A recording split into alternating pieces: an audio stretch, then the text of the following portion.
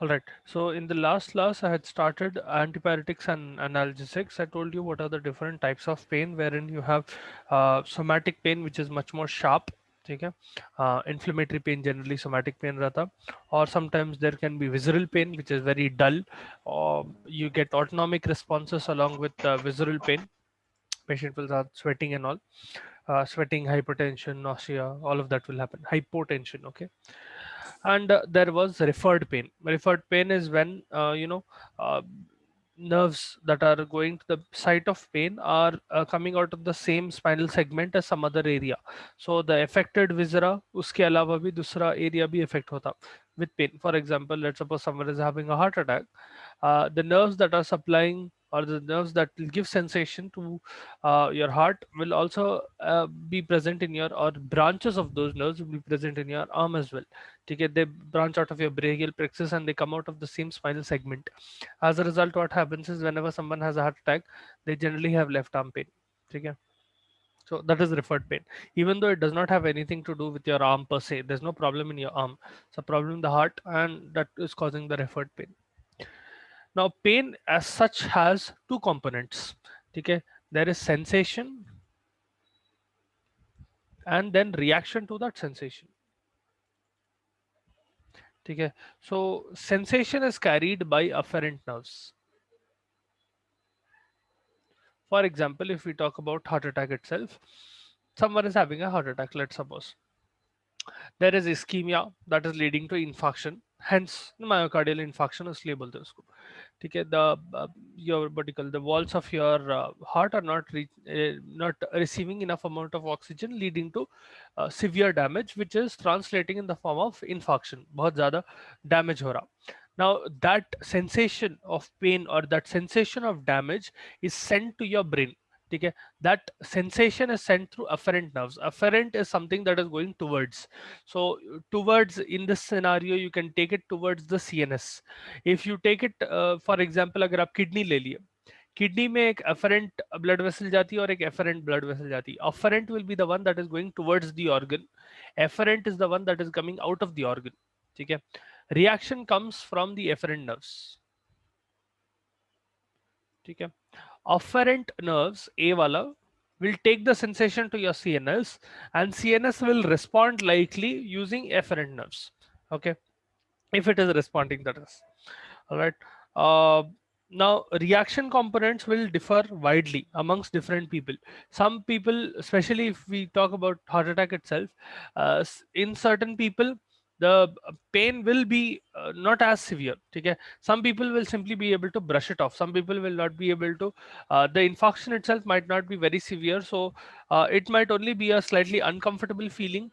And you do hear of cases wherein patients, let's suppose they were doing something, they continue doing that, then later on they go and get themselves checked just to find out that they had a heart attack.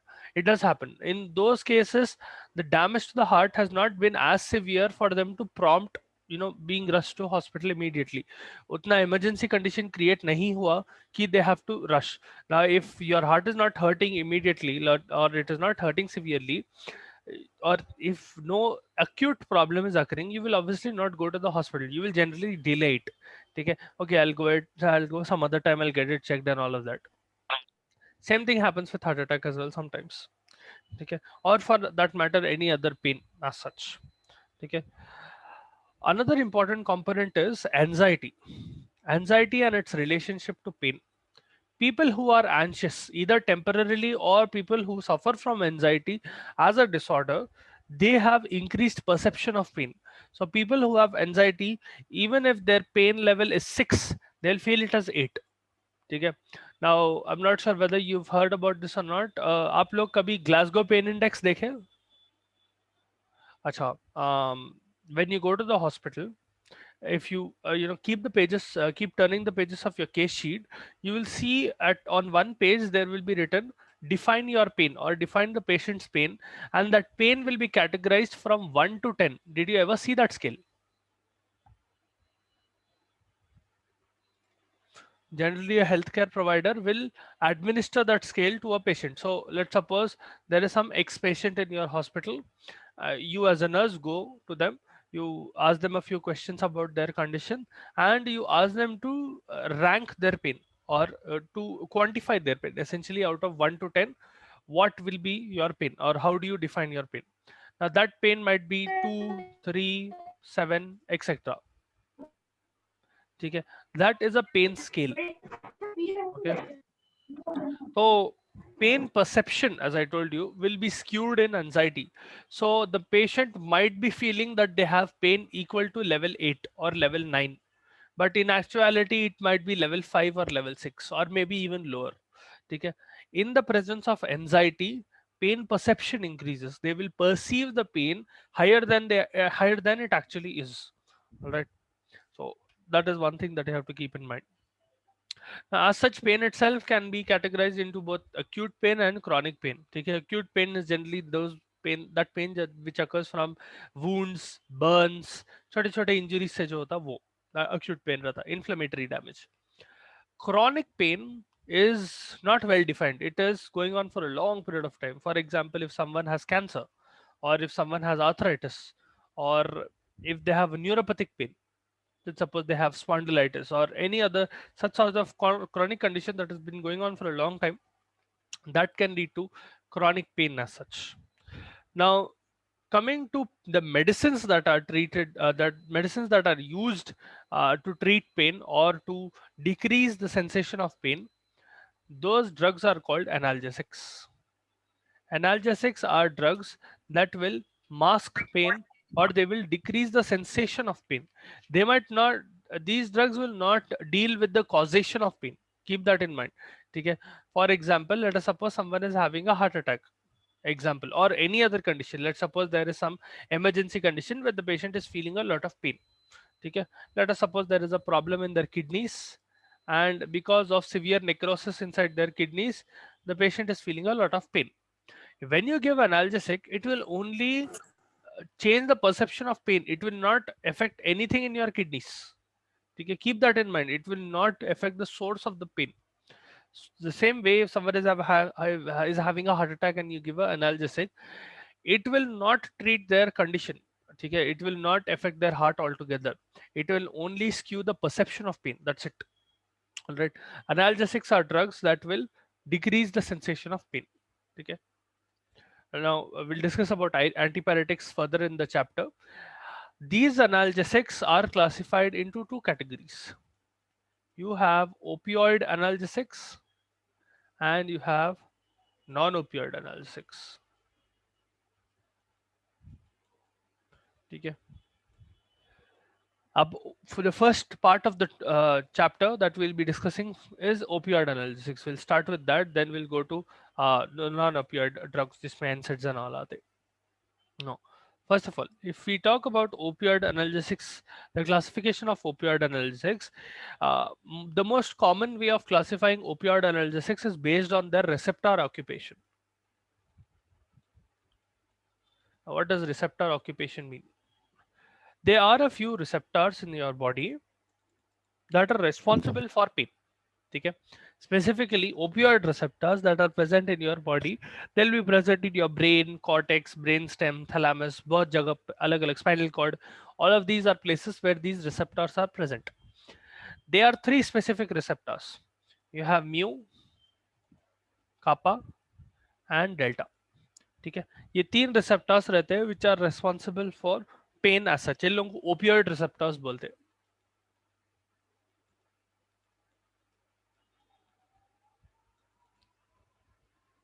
Okay. Whenever these receptors are stimulated, what will happen is these receptors are present in your presynaptic and postsynaptic sites, जो आपके neurons रहते हैं. Now keep in mind, whenever you want to change the sensation of pain, you have to change the sensation in your neurons. The main site of action will be neurons. Okay, specifically that too in neurons will be the receptors of those neurons, specific these mu, kappa, and delta receptors. Normally, what these mu, kappa, delta receptors do is whenever they are stimulated, they will decrease intracellular calcium influx. At the axon terminal, whenever calcium enters inside, it will cause those vesicles to go outside, specifically the neurotransmitter to go outside. into the synapse, and action potential is propagated. Now, when we talk about it in terms of pain, let us suppose someone is having pain in their hand. Example, let us suppose someone has chronic pain in their hand, arthritis है या whatever, ठीक है. Let's suppose they have arthritis in their elbow. Example, ठीक है. Imagine that is their elbow, ठीक है. Please forgive the horrible diagram, but yeah, they imagine that is the elbow. All right. अब ये elbow से that sensation is going to the top of your arm. Let's suppose it is going to your shoulder. From your shoulder, it is going to your spine, and from spine, it is entering your CNS essentially and registering as pain. Okay. Now, when that pain occurs, sometimes it might be very severe when the patient's motor function might be impaired, meaning they will not be comfortably able to move their arm properly because of the pain. Mu receptors, kappa receptors, and delta receptors, these are naturally present inside your body, and whenever there is pain, your body will automatically start stimulating these receptors. Okay? And as a result, endorphins are released. Endorphins are certain chemicals inside your body that will essentially act on these receptors, and it will, how should I put it? It will decrease the sensation of pain. Or think of it this way: have you all ever had a sprain on your hand or sprain on your leg? I'm sure you must have, you or someone you know closely must have had either a sprain or some kind of injury, severe injury to their arm, not fractures, so some sort of pain. Okay, sprain, sorry.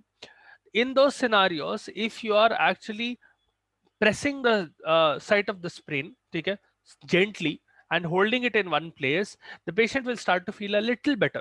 ठीक है. That is why वो लोग उसको generally bandages में wrap करके देते हैं, या you don't generally move it as such, and you keep it tightly packed. What happens is, as pain sensation increases in your body, endorphins are released. Wherever pain sensation increases, these receptors are stimulated by endorphins. ये receptor का काम क्या है? These essentially, let us suppose this is the presynaptic neuron, okay, and let us suppose this is the postsynaptic neuron. Is good and right. Now, mu kappa receptors are present both presynaptically and postsynaptically. So, after the synapse on the postsynaptic neuron, and before the synapse on the presynaptic neuron. Okay, imagine this is mu receptor, this is kappa receptor, and this is delta receptor. Specifically, what will happen is, whenever endorphins are released as a result of pain, these receptors are stimulated, meaning these fellows will start lighting up. Let's suppose endorphins are like this, they are coming and stimulating these receptors. What these fellows will do is, specifically presynaptically, you know, whenever a stimulus is coming, so pain is also a stimulus. Okay, your neurons are firing. That is when the information is being relayed to your CNS. Without that sensation, for example, someone is having pain in their hand, or let us suppose someone sprained their wrist. If you touch that wrist, the sensation of pain is amplified and it is going to their CNS. That is when they react by moving their arm. Okay, they are feeling a lot of pain, hence they move their arm. That sensation is going in the form of stimulus, right? That stimulus is essentially action potential. What you are trying to do is, essentially, you are trying to stop this potential from being generated, and you're trying to stop this potential from being propagated. Okay, how do you stop that?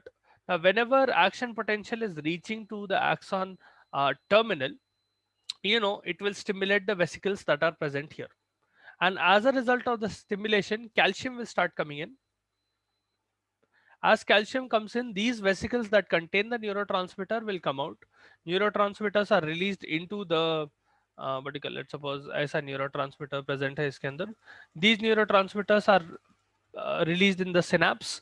These neurotransmitters will go attached to specific receptors on the postsynaptic neuron. They will generate graded potentials.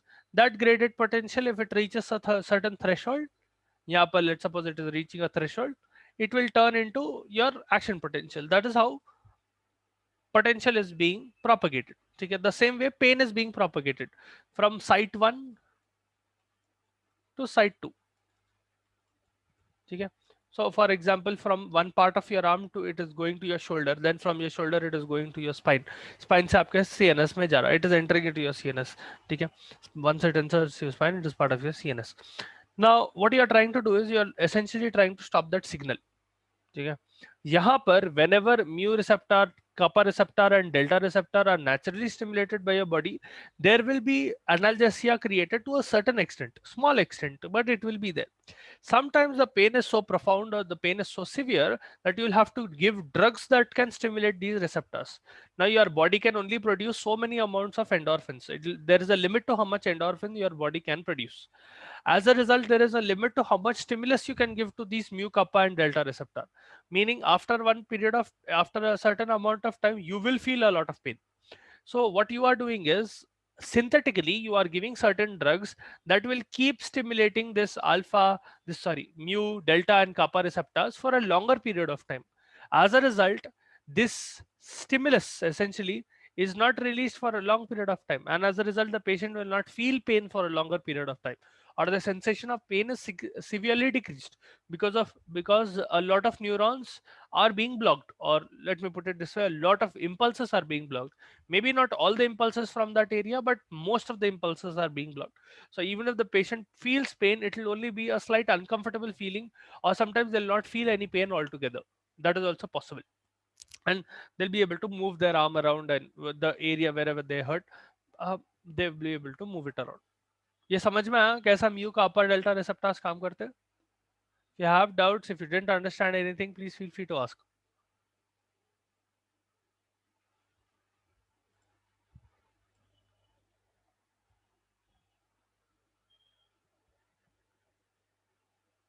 Okay. Now that we have cleared these three receptors, classification of opioid analgesics will be based on receptor occupation. What kind of drugs are occupying that receptor? You have three different types. One is agonists that will obviously stimulate that receptor, hence causing analgesia. These are technically not opioid analgesics, but they are classified under the same. These are antagonists. I'll explain why and when you will use antagonists. And third one, mixed agonists and antagonists. So they will stimulate certain receptors, they will antagonize certain receptors. ठीक है? Morphine, codeine, ये agonist में भी आपको दो अलग categories आते हैं. You have natural ones that you find in nature obviously, and or you are directly deriving from them from a plant source or some natural source, या फिर you have synthetic alkaloids. Natural opioid analgesics में आता morphine, codeine, noscapine. These are all natural analgesics. ठीक है? Synthetic opioid analgesics will be fentanyl. Fentanyl, we looked at fentanyl in general anesthetics as well. At that time, I told you fentanyl को analgesia में भी use करते, साथ में मिला के उसको न्यूरोलेप्टिक एजेंट के साथ मिला के फेंटानिल को यूज करते. एनीवे, सिंथेटिक ओपियोइड्स में फेंटानिल आता, ट्रामाडोल आता, methadone, पिथिडीन, all of these are synthetic agents. These are better versions of your natural alkaloids. Even though they might not be as potent as natural alkaloids have a lot of disadvantages to them. So it is sometimes better to give a synthetic alkaloid. Now, anyway, coming to the most important opioid analgesic that you will ever come across, morphine. आप ये एक पढ़ लिए तो you will understand the whole of the class of opioids, how they work, what will be their function. This is like the standard poster boy of opioid analgesics. ठीक है? This is the main drug of opioid analgesics. This will represent all of opioid analgesics, or almost all of opioid analgesics. You'll have a few synthetic versions of the same drug that will not have the disadvantages of morphine, but essentially their effects will be very similar to morphine. ठीक है? Now, morphine and other opioid agents will produce the effects by acting on opioid receptors. As I told you, the mechanism of action is they will stimulate mu, kappa, and delta receptors that are present in your CNS and other tissues. As a result of that opioid receptor stimulation, intracellular calcium decreases, and intracellular in the sense I'm talking about the neuron here. and as a result neurotransmitters are not released. If neurotransmitter is not released, the information is not relayed. Essentially the sensation of pain is not relayed, and your body stops registering pain. Even if you are feeling pain, your body will not register the pain. Okay, so that is how morphine works. Now coming to the pharmacological actions of morphine, there are a lot of pharmacological actions that morphine has, a lot of effects that morphine has. Be discussing some of the important ones. First on CNS. Now, CNS में obviously it is causing analgesia, hence we are using it. ठीक है. It will specifically work on dull pain. ठीक है. Patients who have dull pain, visceral pain, उसके अंदर बहुत ज़्यादा अच्छा काम करता है compared to sharper pains. Sharper pain के लिए you can use a simpler analgesic. You need not use morphine. Patients who have cancer या न्यूरोपैथिक पेन या आर्थराइटिस, सिवियर आर्थराइटिस, वो पेशेंट्स में मॉर्फिन यूज करते हैं. ठीक है. Wherein the patient has is suffering from a lot of pain. Now, this increases the threshold of pain, and as a result, what will happen is pain tolerance also increases. That is why it is very good analgesic.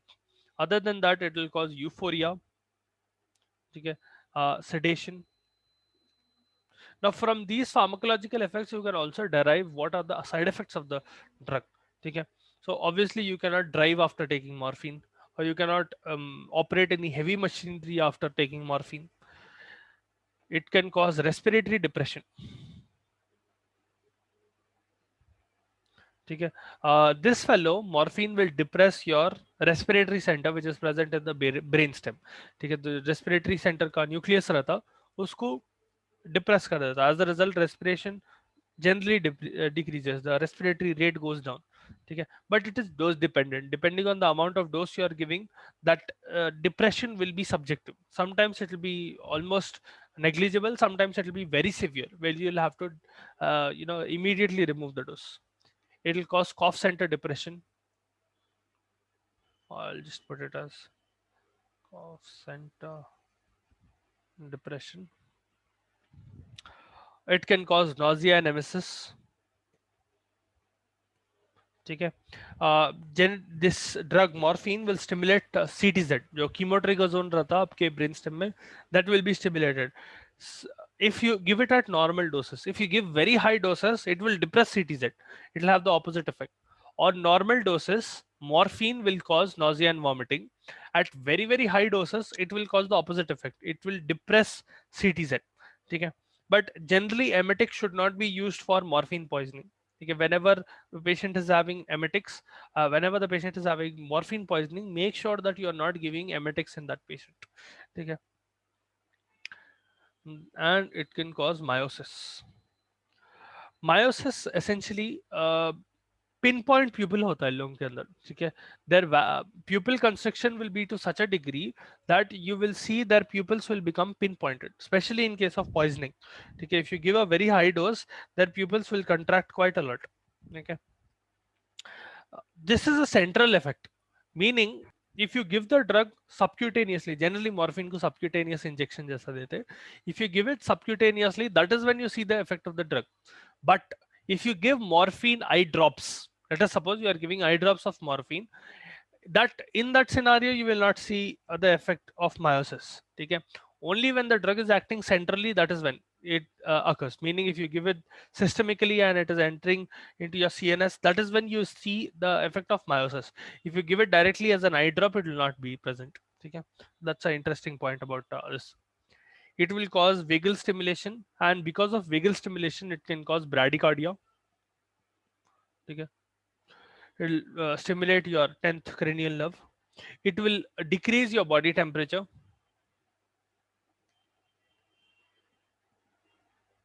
Heat regulation is affected.